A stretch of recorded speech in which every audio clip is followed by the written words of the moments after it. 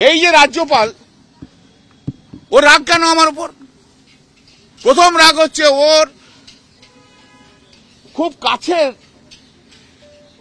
ছেলে মেয়েদেরও vice chancellor করতে চেয়েছিল সব ইউনিভার্সিটি। তখন আমি মামলা করে আটকে দিয়েছিলাম এবং সুপ্রিম কোর্টে যে ওর ইচ্ছে মতো কাছের মহিলারা পুরুষরা আসতে পারেনি। ইউল জাস্টিস ললিত কমিটি যেটা অ্যাপয়েন্টমেন্ট দিয়ে দিচ্ছে সেই অনুযায়ী হচ্ছে। ওর রাগ তখন থেকে। ওনার বক্তব্য হচ্ছে আমি আমার বিরুদ্ধে কেউ কোনো কথা বলতে পারবে না। I'm an arrogant man. No one can tell this. There is no law and order.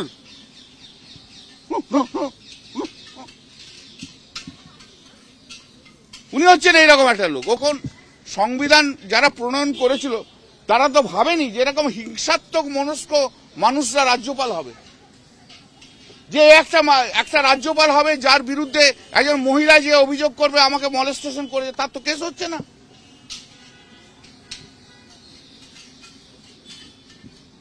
তারা তো ভাবেনি কোনোদিন যে যারা রাজ্যপাল হয়ে যে সন্ত্রাস ছড়াবে, মানুষকে প্রভোগ করবে, সরকারের বিরুদ্ধে লড়ো, পুলিশের বিরুদ্ধে লড়ো, এটা তো কখনো তারা করেনি। সংবিধান যারা প্রণয়ন করেছেন তারা তা করেনি। তারা তো ভাবেনি যে 2014 সালে বিজেপি নরেন্দ্র মোদীর একটা সরকার আসবে, সেই সরকার যত অপদার্থ লোককে নিয়ে আসবে এবং নিয়ে এসে বিজেপির যা এজেন্ডা আছে সেই রাজ্যপালের মাধ্যম দিয়ে সেই এজেন্ডাগুলো ফুলফিল করবে।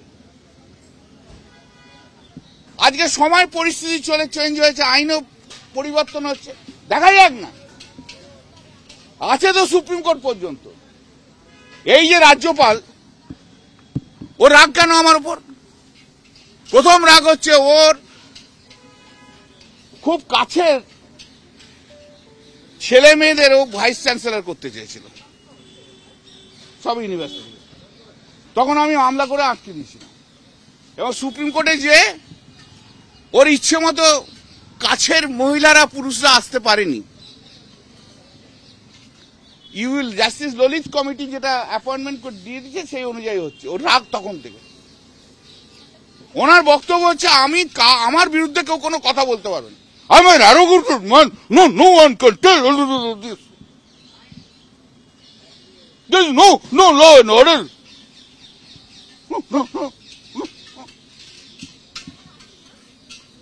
উনি হচ্ছেন এইরকম একটা লোক। ও কোনো কিছু সহ্য করবে না। তো দেখো, আমি হচ্ছে 4 বারের সাংসদ, মানুষের নির্বাচিত সাংসদ, 1 বারের এমএলএ, নির্বাচিত এমএলএ।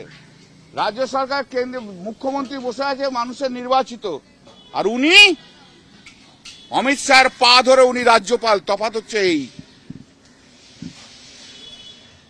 ওনার কোনো অ্যাকাউন্টেবিলিটি নেই কোথাও।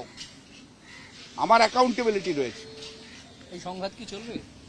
উনি চালালে চলবে, অসুবিধার কি আছে? উনি কি একাই খেলতে পারেন? খেলা হবে, জব্বর খেলা হবে। করেছেন তো কি আছে, দেখেছেন তো অভিযোগগুলো। মোটামুটি আমাকে এক্সট্রিমিস্ট বানিয়ে দিয়েছে, দেখেছেন নিজের সঙ্গে। আমি নাকি ওকে অ্যাসল্ট করতে গেছি, সেকশনগুলো তাই দেখেছেন কখনো? ও বলেছে আমি ন্যাশনাল ইন্টিগ্রিটি নষ্ট করতে, এইসব বলেছে। এটা হচ্ছে বিজেপির একটা ছক। বিজেপির ছকটাই হচ্ছে সারা ভারতবর্ষের অপোজিশনের যারা আছে, কাউকে ইডি সিবিআই দিয়ে ধরো, আর যাকে পাচ্ছ না ইডি সিবিআই দিয়ে ধরতে তাদেরকে সন্ত্রাসবাদী বলে দাও, এনআইএ ঢুকিয়ে দাও। অপোজিশনকে ধ্বংস করতে হবে এবং সেই ধ্বংসটা করতে হবে কার মাধ্যম দিয়ে? রাজ্যপালের মাধ্যমে। এই যে রাজ্যপাল ওর রাগ কেন আমার উপর? প্রথম রাগ হচ্ছে ওর খুব কাছের ছেলে মেয়েদেরও ভাইস চ্যান্সেলর করতে চেয়েছিল সব ইউনিভার্সিটি। তখন আমি মামলা করে আটকে দিয়েছিলাম এবং সুপ্রিম কোর্টে যে ওর ইচ্ছে মতো কাছের মহিলারা পুরুষরা আসতে পারেনি। ইউল জাস্টিস ললিত কমিটি যেটা অ্যাপয়েন্টমেন্ট দিয়ে দিচ্ছে সেই অনুযায়ী হচ্ছে। ওর রাগ তখন থেকে। ওনার বক্তব্য হচ্ছে আমার বিরুদ্ধে কেউ কোনো কথা বলতে পারবে না। I'm an arrogant man. No one can tell this. There's no law and order.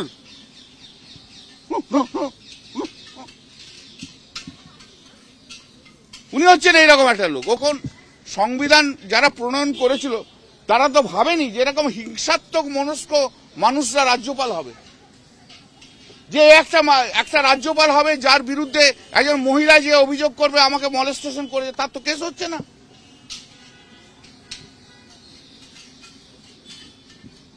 তারা তো ভাবেনি কোনোদিন যে যারা রাজ্যপাল হয়ে যে সন্ত্রাস ছড়াবে, মানুষকে প্রভোগ করবে, সরকারের বিরুদ্ধে লড়ো, পুলিশের বিরুদ্ধে লড়ো, এটা তো কখনো তারা করেনি।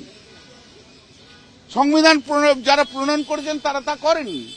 তারা তো ভাবেনি যে 2014 সালে বিজেপি নরেন্দ্র মোদীর একটা সরকার আসবে, সেই সরকার যত অপদার্থ লোককে নিয়ে আসবে এবং নিয়ে এসে বিজেপির যা এজেন্ডা আছে সেই রাজ্যপালের মাধ্যম দিয়ে সেই এজেন্ডাগুলো ফুলফিল করবে। আজকে সময় পরিস্থিতি চেঞ্জ হয়েছে, আইনও পরিবর্তন হচ্ছে, দেখা যাক না। আছে তো সুপ্রিম কোর্ট পর্যন্ত। এই যে রাজ্যপাল, ওর রাগ কেন আমার উপর? প্রথম রাগ হচ্ছে ওর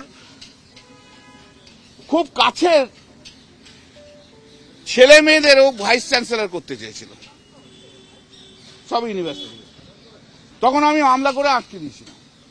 এবং সুপ্রিম কোর্টে যে ওর ইচ্ছে মতো কাছের মহিলারা পুরুষরা আসতে পারেনি।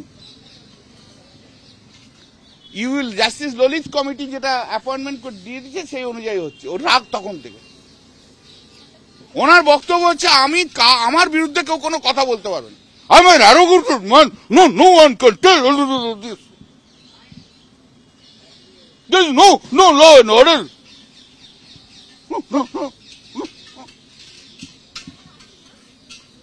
উনি হচ্ছেন এইরকম একটা লোক। ও কোনো কিছু সহ্য করবে না। তো দেখো, আমি হচ্ছে 4 বারের সাংসদ, মানুষের নির্বাচিত সাংসদ, একবারের এমএলএ, নির্বাচিত এমএলএ। রাজ্য সরকার কেন্দ্রে মুখ্যমন্ত্রী বসে আছে মানুষের নির্বাচিত, আর উনি অমিত শাহর পা ধরে উনি রাজ্যপাল। তফাৎ হচ্ছে এই, ওনার কোনো অ্যাকাউন্টেবিলিটি নেই কোথাও। আমার অ্যাকাউন্টেবিলিটি রয়েছে। এই সংঘাত কি চলবে? উনি চালালে চলবে, অসুবিধার কি আছে? উনি কি একাই খেলতে পারেন? খেলা হবে, জব্বর খেলা হবে। করেছেন তো, কি আছে দেখেছেন তো অভিযোগগুলো, মোটামুটি আমাকে এক্সট্রিমিস্ট বানিয়ে দিয়েছে।